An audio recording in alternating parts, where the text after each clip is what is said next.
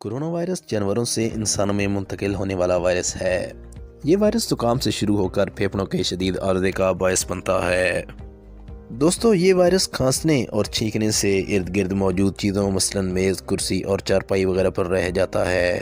جب انسان ان چیزوں کو ہاتھ لگاتا ہے یا سانس لیتا ہے تو یہ انسان کے اندر منتقل ہو جاتا ہے۔ یاد رہے کہ یہ وائرس ہوا کے ذریعے نہیں پھیلتا۔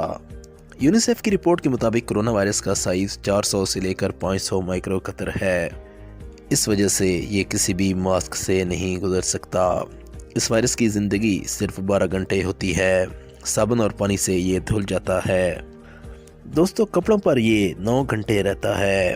کپڑوں کو دھونے یا 2 گھنٹے دھوپ میں رکھنے سے یہ وائرس مر جاتا ہے۔ ہاتھوں پر اس کی زندگی صرف 10 منٹ ہے۔ یہ 26 ڈگری سینٹی گریڈ پر سروائیو نہیں کر سکتا، اس لیے یہ گرم علاقوں میں نہیں پایا جاتا۔ اگر اس کی علامات کی بات کریں تو اس میں بخار، خشک، کھانسی، زکام اور سانس لینے میں دشواری جیسی علامات ظاہر ہوتی ہیں۔ اس کے علاوہ کورونا کے تصدیق شدہ مریض سے ملاقات یا بیرون ملک سے آئے لوگوں سے ملاقات کرنے سے بھی کورونا وائرس ظاہر ہو سکتا ہے۔ گلوبل سروے کے مطابق ابھی تک کورونا سے شرح اموات 3.67% ہے، جبکہ ریکوری ریٹ 54% ہے۔